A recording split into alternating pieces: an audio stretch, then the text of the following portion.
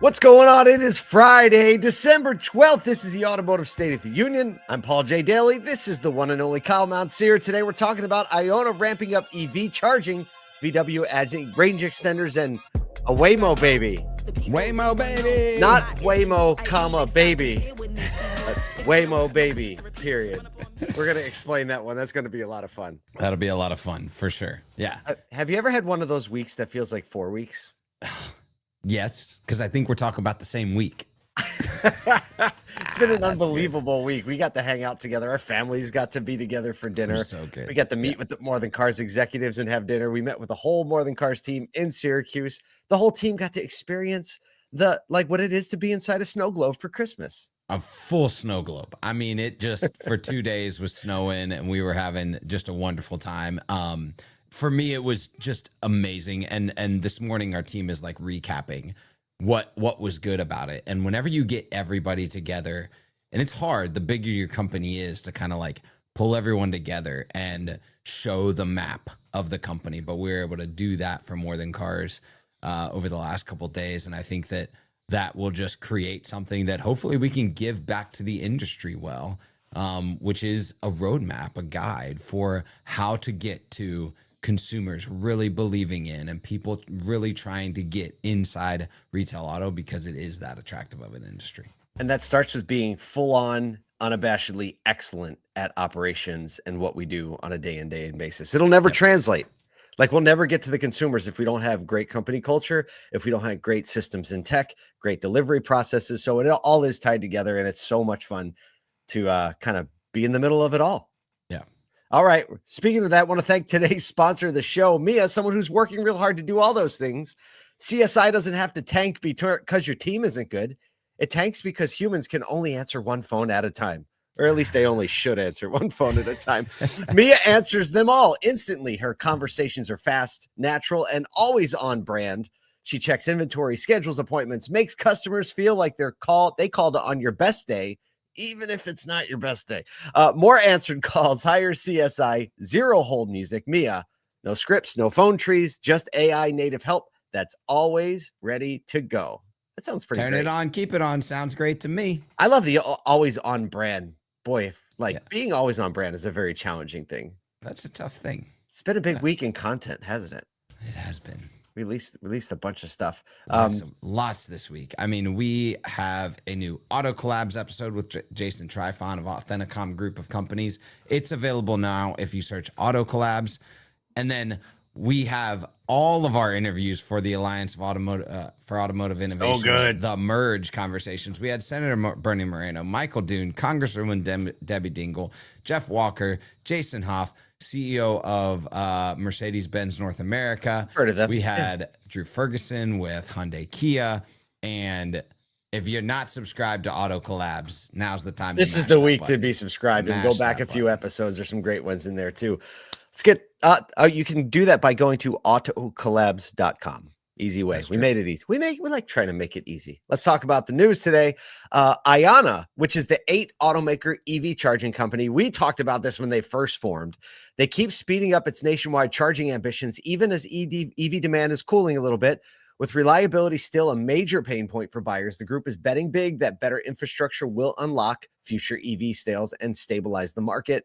The joint venture is planning 30,000 charging bays by the year 2030, which is a lot close. Where is it? Where is it? Here's the deal. It's about to be 2026. We brought that back just like that. Oh, man. But 2030 now is a lot closer than it was like Way 3 closer. years ago when we started playing that clip. They're looking to rival Tesla's supercharger network in both quality and convenience. 49 stations open. So 49 open. They have to get to 30,000. Wow. They have 1,200 bays open or under construction and 4,000 sites under contract. Tesla's still dominating, projected to grow to 69,000 plugs by 2030, but analysts expect Ionna to secure the number 2 spot. So looking at this as an essential investment, CEO Seth Cutler said, quote, "If we're successful, we think we'll unlock the market in terms of folks wanting to buy an EV because now they have a network that goes with it." Yeah, interesting. The 8 OEMs are BMW, General Motors, Honda, Hyundai, Kia, Mercedes-Benz, Stellantis, and Toyota.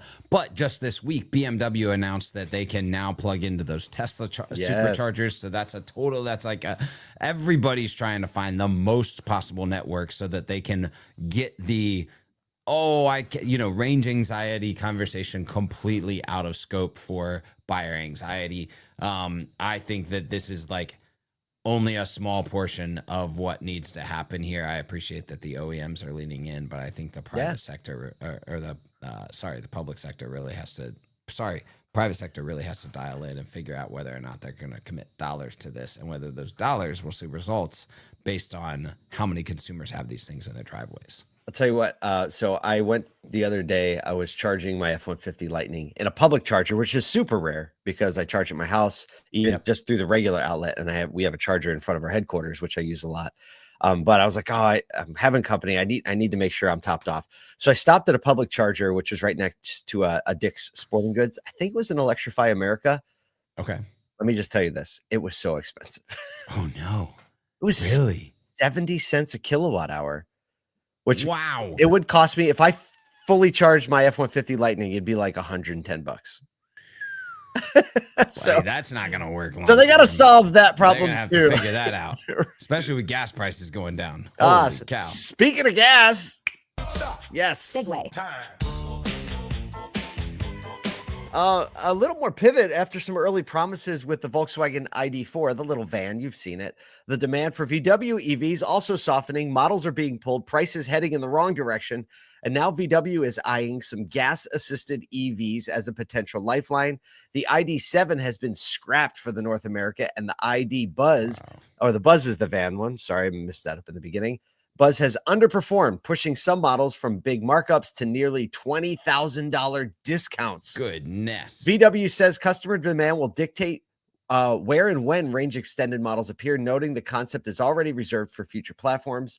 The strategy is part of their next 5-year investment plan with details expected in March of this year or next year, 3 months away. As Ford CEO Jim Farley put it, range extenders deliver EV driving, quote, without range anxiety and comparable to an ICE vehicle in terms of cost. So if you know, that's like the generator that charges the battery. So the engine doesn't power the car. The engine just spins the generator. Yeah, exactly. So obviously relationship to first story, trying to solve range anxiety with enough superchargers and enough charge ports out there in the public.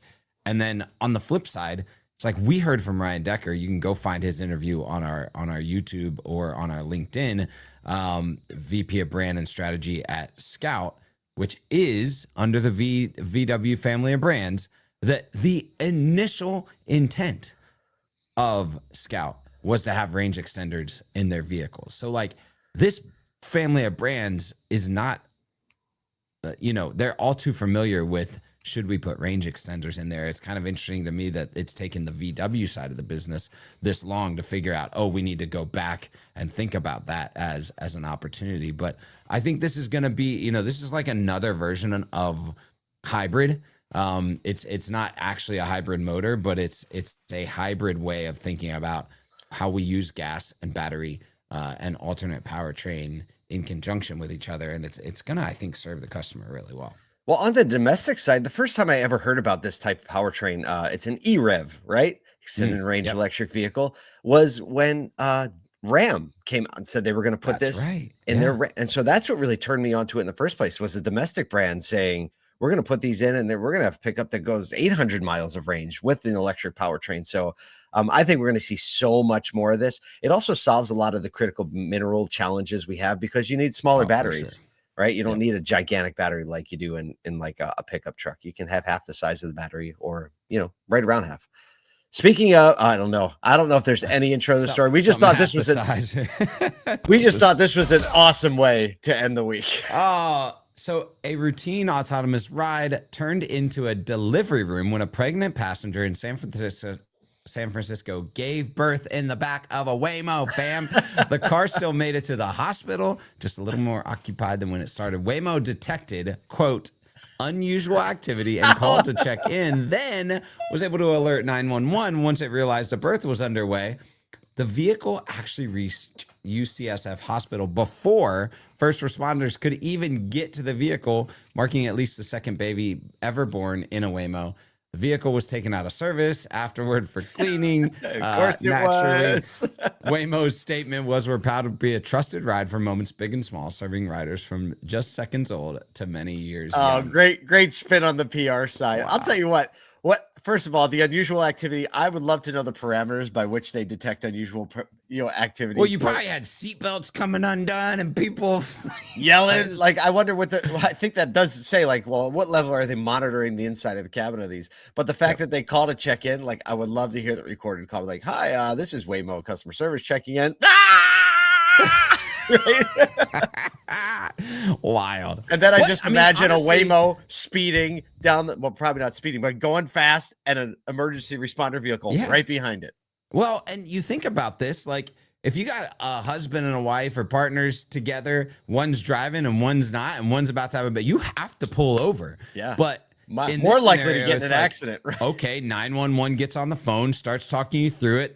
There's no need for a driver. You continue on your way, and you get to the hospital a bit quicker instead of having to wait for emergency responders. Like, this is a thing that maybe we did. It's a great byproduct. Yeah, it is so wild, and it feels unbelievable. So much like the future. Roll the outro music.